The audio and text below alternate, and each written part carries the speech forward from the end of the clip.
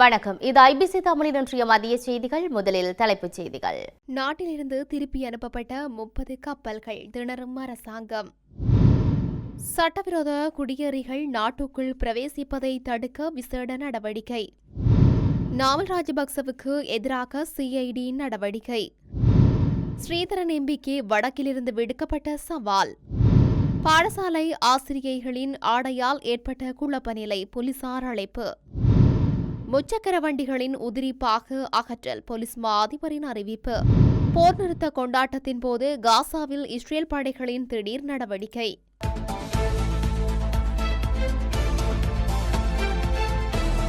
தொடர்வன விரிவான செய்திகள்.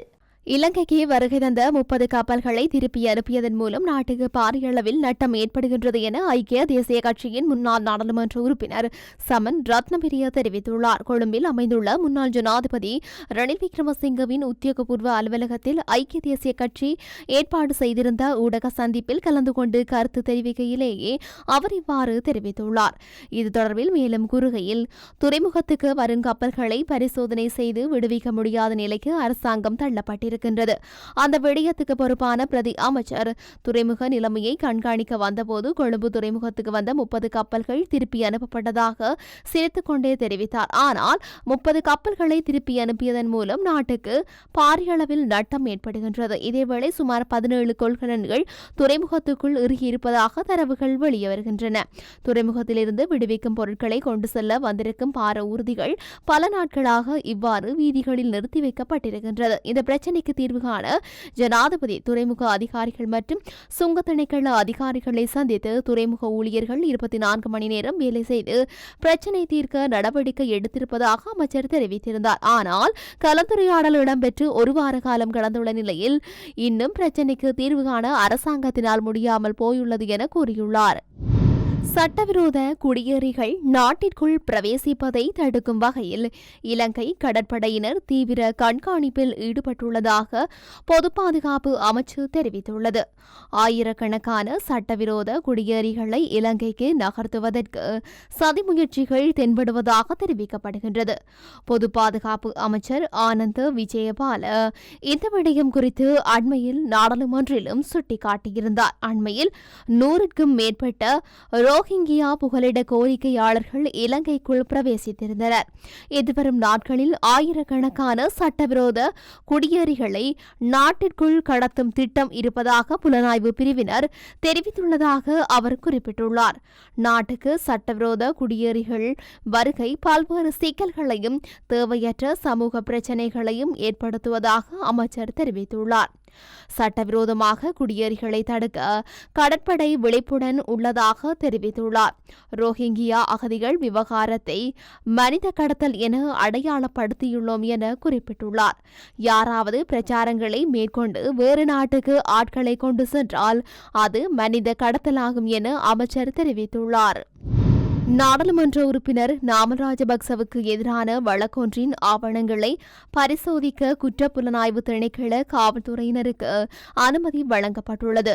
குறித்த உத்தரவானது நேற்றைய தினம் கோட்டை மாஜிஸ்திரேட் நீதிமன்றத்தால் வழங்கப்பட்டுள்ளது. கொழும்பு கோட்டை கிறிஸ் டிரான்ஸ்பர் சதுக்கத்தில் 4.3 ஏக்கர் நிலத்தை குத்தகைக்கு வழங்குவதில் 70 மில்லியன் ரூபாய் மோசடி செய்யப்பட்டுள்ளதாக நாமல் ராஜபக்சவுக்கு எதிராக கொழும்பு கோட்டை நீதிமன்றத்தில் வழக்கொன்று தொடுக்கப்பட்டுள்ளது. தற்போதைய வர்த்தக வாணிப அமைச்சர் வசந்த சமரசிங்க நாடாளுமன்ற உறுப்பினராக இருந்த காலத்தில் இதற்கான முறைப்பாட்டை மேற்கொண்டிருந்தார். நாமல் ராஜபக்சவுக்கு இந்த வழக்கில் பிணையும் வழங்கப்பட்டுள்ளது. இந்த நிலையில் வழக்கின் விசாரணைகள் நேற்றைய தினம் விசாரணைக்கு எடுத்துக் கொள்ளப்பட்ட போது வழக்கின் ஆவணங்கள் நகல் பிரதிகளா அல்லது சான்றுபடுத்தப்பட்ட பிரதிகளா என்பதை பரிசோதிக்க அனுமதிக்குமாறு குற்றப்புலனாய்வு காவல்துறையினர் நீதிமன்றத்தில் வேண்டுகோள் விடுத்திருந்தனர். அதற்கு அனுமதியளித்த கோட்டை மாஜிஸ்திரேட் நீதவான் லங்கா நிலபுலி நீதிமன்ற பதிவாளரிடம் உள்ள ஆவணங்களை பார்வையிட குற்றப்புலனாய்வு திணைக்கள காவல்துறையினருக்கு அனுமதி வழங்கியுள்ளார்.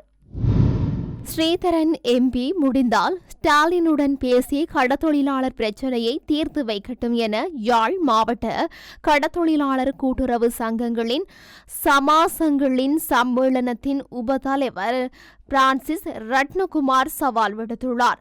சம்மேளனத்தின் யாழ்ப்பாண அலுவலகத்தில் நேற்று நடைபெற்ற ஊடகவியலாளர் சந்திப்பிலேயே அவர் இவ்வாறு குறிப்பிட்டுள்ளார். அங்கு அவர் மேலும் தெரிவிக்கையில், தற்போது எமது கடத்தொழில் அமைச்சராக உள்ள சந்திரசேகரன் அவர்களுக்கும் தமிழ் நாடாளுமன்ற உறுப்பினர்களுக்கும் முதலமைச்சர் ஸ்டாலினுடன் கதைப்பதற்கு நல்ல ஒரு சந்தர்ப்பம் கிடைத்ததும் அவர்கள் அதனை சரியாக பயன்படுத்தவில்லை. அண்மையில் தமிழ்நாட்டில் நடைபெற்ற மாநாடு ஒன்றில் முதலமைச்சர் ஸ்டாலினுக்கு பக்கத்தில் அமர்ந்திருந்த கிளிநொச்சி மாவட்ட நாடாளுமன்ற உறுப்பினர் ஒருவர் அங்கு இருந்தபோதே இலங்கை கடத்தொழிலாளர்களின் பிரச்சினைகளை முதலமைச்சரிடம் எடுத்து கூறாமல் இங்கு வந்த பின்னர் முதலமைச்சருடன் பேசுவதற்கு நேரம் ஒதுக்கி தருமாறு தான் கேட்டுள்ளதாகவும் கடத்தொழிலாளர்களின் பிரச்சினைகளை கதைக்கப் போவதாகவும் கூறுகின்றார்கள். இதெல்லாம் பகட்டுக்கும் எதிர்காலத்தில் கடத்தொழிலாளர்களின் வாக்குகளை பெற்றுக்கொள்வதற்காகவும் கூறுகின்றார்கள். இந்தியாவில் தேர்தல் நெருங்குகின்றது. தேர்தல் காலத்தில் உங்களுக்கு நேரம் ஒதுக்கி தர மாட்டார்கள். இயலுமென்றால் நீங்கள் நேரத்தினை பெற்று நமது கடத்தொழிலாளர்களின் பிரச்சினை குறித்து பேசிட்டீர்கள். அதற்கு பின்னர் நாங்கள் உங்களை வரவேற்கின்றோம். தமிழக முதலமைச்சர் மு.க.ஸ்டாலினுடன் கதைப்பதற்கு கடந்த காலத்தில் கடத்தொழில் அமைச்சராக இருந்த டக்ளஸ் தேவானந்தாவிடமும் கோரிக்கை முன்வைத்தோம். இதன்போது அவரிடம் மு.க.ஸ்டாலின் மற்றும் கனிமொழி ஆகியோரிடம் இது குறித்து தெரிவித்தார். இருப்பினும் எமக்கான நேரம் வழங்கப்படவில்லை. அப்படி எமக்கு நேரம் வழங்கப்பட்டிருந்தால் நாங்கள் எமது பிரச்சனைகளை நேரடியாகவே எடுத்து கூறி இருப்போம் என உபதலைவர் பிரான்சிஸ் ரட்னகுமார் தெரிவித்துள்ளார். கொழும்பின் புறநகர் பகுதியான பன்னிப்பிட்டிய தர்மபால வித்தியாலயத்தில் ஸ்தாபிக்கப்பட்டுள்ள காப்போத்த உயர்தர விடைத்தாள் மதிப்பீட்டு மையத்தில் நேற்றைய தினம் குழப்ப நிலையொன்று ஏற்பட்டுள்ளது. விடைத்தாள்களை மதிப்பிடுவதற்காக வந்த ஆசிரியர்கள் சிலர் கவுனணிந்து வந்ததால் அவர்களை திருப்பி அனுப்ப நடவடிக்கை எடுக்கப்பட்ட நிலையில் இவ்வாறு குழப்ப நிலை ஏற்பட்டுள்ளது. நேற்று பாடசாலை நாள் என்பதால் புடவை அணிந்து வரவேண்டிய நிலையில் அவர்கள் கவுனணிந்து வந்ததால் பாடசாலை அதிபர் அவர்கள் பாடசாலைக்குள் நுழைவதற்கான அனுமதியை மறுத்துள்ளார். மதிப்பீட்டு மையத்தின் கட்டுப்பாட்டில் பரீட்சை ஆணையம் இருப்பதால் இதில் அதிபருக்கு எந்த பொறுப்பும் இல்லை என விடைத்தாள்களை மதிப்பீடு செய்ய வந்த ஆசிரியர்கள் வாக்குவாதத்தில் ஈடுபட்டுள்ளனர். எனினும் பாடசாலைக்கென ஒழுக்கம் இருப்பதாகவும் பாடசாலைக்கு வரும் அனைவரும் அதை பின்பற்ற வேண்டும் எனவும் அதிபர் குறிப்பிட்டுள்ளார். இரு குழுக்களுக்கும் இடையே சில வாக்குவாதங்கள் ஏற்பட்டுள்ளன. அதை கட்டுப்படுத்த போலீசாரை அழைக்க நடவடிக்கை எடுக்கப்பட்டது. இருப்பினும் இரு தரப்பினரும் ஒரு உடன்பாட்டை எட்ட முடியாததால் பரீட்சை ஆணையாளர் நாயகம் பரீட்சை மையத்தை தற்காலிகமாக மூடுமாறு அறிவுறுத்தியுள்ளார். இந்த விடயம் தொடர்பாக பரீட்சைகள் ஆணையாளர் நாயகம் அமித் ஜெயசுந்தரவிடம் வினவிய போது இன்று கலந்துரையாடல்களின் பின்னர் இது தொடர்பான முடிவு எடுக்கப்படும் என்று அவர் தெரிவித்துள்ளார்.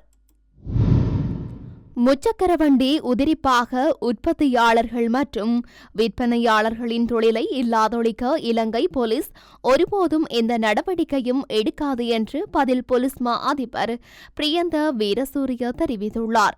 போலீஸ் மா அதிபருக்கும் அகில இலங்கை முச்சக்கர வண்டி உதிரிப்பாக உற்பத்தியாளர்கள் மற்றும் விற்பனையாளர்கள் சங்க உறுப்பினர்களுக்கும் இடையில் இடம்பெற்ற கலந்துரையாடலின் போதே அவர் இவ்வாறு கூறியுள்ளார். இந்த கலந்துரையாடலின் போது முச்சக்கர வண்டிகளில் சட்டபூர்வமாக பொருத்தப்பட்ட மேலதிக உதிரி பாகங்களை அகற்றுவதை தடுப்பதற்கும் சட்டவிரோத மேலதிக பாகங்களை அகற்றுவதற்கும் இணக்கப்பாடு எட்டப்பட்டுள்ளது. அதன்படி முச்சக்கர வண்டிகளில் மேலதிக உதிரி பாகங்களை பொருத்துவதில் உள்ள சட்ட கட்டமைப்பு மற்றும் வரம்புகளுக்கு ஏற்ப சட்டத்திற்கு இணங்க பொருத்தப்பட்ட முச்சக்கர வண்டிகளின் உதிரி பாகங்கள் அகற்றப்படாமல் இருப்பதை உறுதி செய்ய போலீஸ் நடவடிக்கை எடுக்கும் என தெரிவிக்கப்பட்டுள்ளது. மேலும் சட்டத்திற்கு இணங்காத ஆபத்தான முறையில் பொருத்தப்பட்ட உதிரி பாகங்களை அகற்ற நடவடிக்கை எடுக்கப்படும் என்றும் அறிவிக்கப்பட்டுள்ளது. ஹமாஸ் தரப்புடனான போர் நிறுத்தமானது எதிர்வரும் ஞாயிற்றுக்கிழமை நடைமுறைக்கு வரும் என ஒப்புக்கொண்ட போதிலும் இஸ்ரேலிய படைகள் கடந்த 24 மணி நேரத்தில் பல தரப்பினர் மீது தாக்குதலை மேற்கொண்டுள்ளதாக தெரிவிக்கப்படுகின்றது. போர் நிறுத்த ஒப்பந்தம் அறிவிக்கப்பட்டதைத் தொடர்ந்து வடக்கு காசாவின் ஜபாலியாவில் இஸ்ரேலிய படைகள் நடத்திய ஒரு கொடிய தாக்குதலில் 20 பாலஸ்தீனியர்கள் கொல்லப்பட்டதாக கூறப்படுகின்றது. இது தொடர்பில் சிவில் பாதுகாப்பு உறுப்பினர்களின் கருத்துக்களை மேற்கோள் காட்டி சர்வதேச ஊடகம் ஒன்று வெளியிட்டுள்ள செய்தியில், நாங்கள் போர் நிறுத்த அறிவிப்பை கொண்டாடி கொண்டிருந்த போது இஸ்ரேலிய போர் விமானங்கள் எங்களை இலக்கு வைத்தன. எமது சகோதரர்கள் பலர் கொல்லப்பட்டனர். இடிபாடுகளுக்கு அடியிலிருந்து சிலரை மீட்டெடுத்துள்ளோம். நான் தூங்கப் போகும்போது ஒரு பெரிய வெடிப்பு சத்தம் கேட்டது. கட்டிடம் முழுவதும் தரைமட்டமாகி இருந்தது. இடிபாடுகள், தூசி மற்றும் புகை தவிர வேறு எதுவும் தெரியவில்லை. இடிபாடுகளுக்குள் இருந்து அலறல் சத்தம் கேட்டது. மேலும் சில சிவில் பாதுகாப்பு உறுப்பினர்கள் எங்களுடன் உதவிக்கு விரைந்தனர். பெரும் முயற்சியோடு இறந்தவர்களையும் சில உயிர் பிழைத்தவர்களையும் இடிபாடுக்குள் இருந்து வெளியே எடுத்தோம் என வெளியாகியுள்ளது. இத்துடன் இன்றைய மதிய செய்திகள் நிறைவடைகின்றன. தொடர்ந்தும் செய்திகளை அறிந்து கொள்ள IBC தமிழ் நியூஸ் என்ற நமது யூடியூப் பக்கத்தினூடாக இணைந்திருங்கள். வணக்கம்.